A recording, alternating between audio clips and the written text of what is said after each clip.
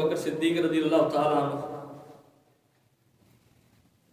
مرتبہ امامت پر فائز ہو گئے، اور یہ بات ذہن کے اندر رکھیں، اللہ تعالیٰ نے قرآن مجید کے اندر اس چیز کو نقل فرمایا۔ حضرت خلیل اللہ علیہ السلام کا یہ قول، آپ نے اللہ تعالیٰ کی بارگاہ میں یہ دعا کی، حضرت خلیل کا یہ قول ہے، حضرت ابراہیم علیہ السلام کا، آپ نے رب کی بارگاہ میں دعا کی، قال ومن ذریتی، اور میری اولاد سے، یعنی میں تو امام ہوں، میری اولاد میں بھی امامت ہے۔ یہ ابراہیم علیہ السلام نے دعا کی اور فرمایا لا ینال عہد الظالمین، مولا یہ جو تیرا وعدہ ہے نا یہ کسی ظالم تک نہ پہنچے، یہ تیرا وعدہ کسی ظالم تک، میری اولاد میں، یہ ابراہیم علیہ السلام دعا کر رہے ہیں میری اولاد میں امامت برقرار رہے، لیکن یہ عہدہ، یہ جو تو نے وعدہ کیا ہے یہ کسی ظالم تک نہ پہنچے۔ تو اس کا مطلب ہوا جسے وہ امام بناتا ہے، اگر اسے امام بنا دے تو پھر وہ امامت کا حقدار ہوا کرتا ہے، اور جسے مصطفیٰ امامت کا حقدار بنا دے، حضور اعلان کر دے مروا ابا بکر فلیصلی بالناس، ابو بکر کو حکم دو لوگوں کے لیے امامت کروائے، تو پھر جس طرح وہ مرتبہ امامت پر فائز ہو تو ان کا فائز ہونا حق بنتا تھا، اس طرح مصطفیٰ نے اگر مصلی پر ابو بکر کو امامت کے لیے کھڑا کیا ہے تو یہ ابو بکر کا حق بنتا تھا۔ یا تو کوئی بندہ یہ بتائے کہ مصطفیٰ کا فیصلہ غلط ہے، یہ کوئی کسی کورٹ کا جج ہے جس کا فیصلہ غلط ہو جائے؟ یہ تو رب کے محبوب ہیں، اور ان کی زبان وہ زبان ہے کہ قرآن کہتا ہے وما ينطق عن الهوى ان هو الا وحی یوحی، میرا محبوب کبھی اپنی مرضی سے بولے ہی نہیں ہے، جب بھی میرا محبوب فیصلہ کرتا ہے تو میرے محبوب کی صرف زبان ہوتی ہے، وہی رب کی ہوا کرتی ہے،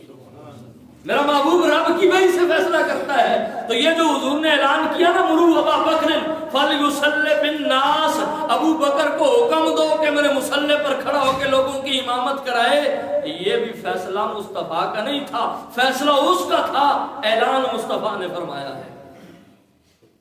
حضور کریم نبی صلی اللہ علیہ وسلم کے صحابہ کرام، حضور کی بعض ازواج مطہرات نے مختلف اوقات میں، یہ ایک پورا ایک الگ بات ہے، گزارش کی حضور کی بارگاہ میں کہ یا رسول اللہ کسی اور کو امامت کے لیے کھڑا کر، کسی اور کو مصلی پر کھڑا کر دیا جائے۔ تو حضور کریم نبی صلی اللہ علیہ وسلم نے دو ٹوک الفاظ میں اعلان فرمایا کہ میرے رب نے یہ فیصلہ یہ ابو بکر کے حق میں کیا ہے، یہ امامت کا فیصلہ میرے رب نے ابو بکر کے حق میں کیا ہے۔ تو جو فیصلہ رب کر دے اس کے اندر سکم کوئی نہیں ہوتا، اس کے اندر کمزوری کوئی نہیں ہوتی،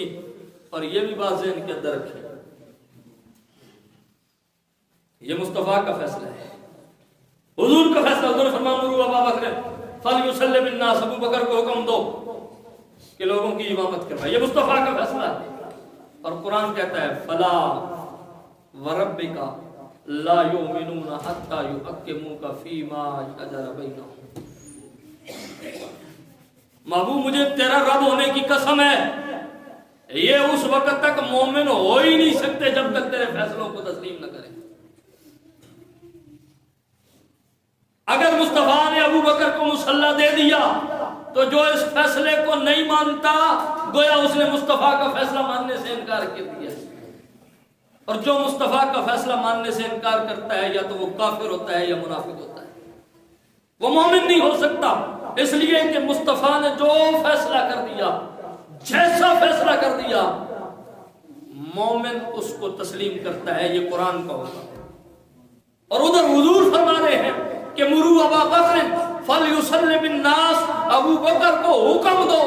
کہ وہ لوگوں کے لیے مصلی پر آ جائے اور لوگوں کی امامت کروائے۔ تو یہ امامت کا حکم میرے مصطفیٰ نے عطا فرمایا تھا، جس کو مصطفیٰ خود مصلی دے وہ غاصب کیسے ہو سکتا ہے، وہ ظالم کیسے ہو سکتا ہے، وہ جابر کیسے اس لیے غاصب وہ ہوتے ہیں جو خود قابض ہوا کرتے ہیں، جو خود آ کے منصب کو سنبھال لیتے ہیں، وہ جابر ہوا کرتے ہیں، وہ ظالم ہوا کرتے ہیں، جنہیں اللہ کے محبوب خود اعلان کر کے صحابہ کی جماعت میں، ایک حدیث پاک کا مفہوم ہے، حضور نے فرمایا مولا کائنات علی المرتضیٰ شیر خدا رضی اللہ تعالیٰ عنہ بیٹھے ہوئے تھے، حضور نے فرمایا علی میں نے رب سے 3 بار تیرے بارے میں عرض کی ہے، تیرے بارے میں نے رب سے 3 بار عرض کی ہے، اور مسئلہ کیا تھا؟ مسئلہ یہ تھا کہ مصلی امامت پہ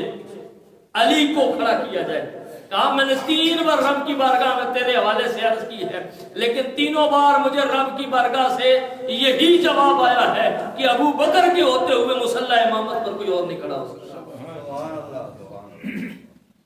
میں علی میں نے 3 بار تیرے بارے میں، تو گویا مصطفیٰ بتا رہے ہیں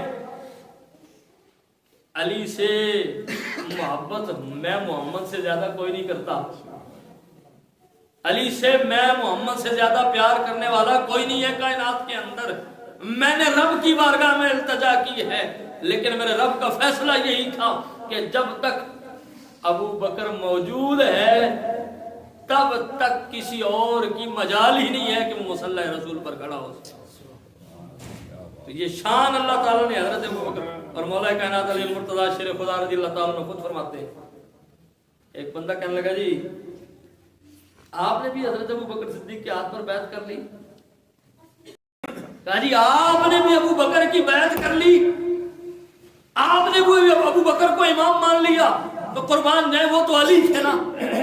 اور ان کے بارے میں مصطفیٰ نے فرمایا تھا انا مدینۃ العلم وعلی بابھا، میں علم کا شہر ہوں، علی اس شہر کا دروازہ ہے، علی جو بھی جواب دیتا ہے علم سے دیتا ہے، حکمت سے دیتا ہے۔ مولا علی نے فرمایا کیوں نہ امام اس کو بناؤں جس ابو بکر کو میرے نبی نے میرے دین کا امام بنا دیا ہے۔ یہ نماز دین کا مسئلہ ہے نا، حضور خود فرماتے ہیں الصلاۃ عماد الدین، نماز دین کا ستون ہے۔ آج لوگ کہتے ہیں ابو بکر دنیاوی خلیفہ تھا، ابو بکر دنیاوی طور پر بلا فاصل ہے، روحانی طور پر مولا علی تھے، تو یہ نماز کوئی جو ہے وہ دنیاوی کام، یہ کوئی نماز دنیا داری ہے؟ حضور مولا کائنات علی المرتضیٰ شیر خدا رضی اللہ تعالیٰ نے فرماتے ہیں، آپ نے فرمایا کہ تم نے یہ پوچھا ہے نا کہ میں نے ابو بکر کو امام تسلیم کر لیا ہے، ابو بکر کے ہاتھ پر بیعت کر لی ہے، تو سنو اس لیے کی ہے کہ جس نبی نے ابو بکر کو میرے دین کا امام چن لیا ہے، میں علی اس کو اپنے دنیا کا امام کیوں نہ بنا لوں؟ بھائی یہ خلافت کے معاملات ایک دنیاوی معاملہ تھا نا، اور میں مصلی پر کھڑا کر کے نبی نے اسے میرے دین کا امام چن لیا ہے، تو پھر اس کو میں اپنی دنیا کا امام کیوں نہ چنوں؟ یہ مولا کائنات علی المرتضیٰ شیر خدا رضی اللہ تعالیٰ عنہ کے الفاظ ہیں۔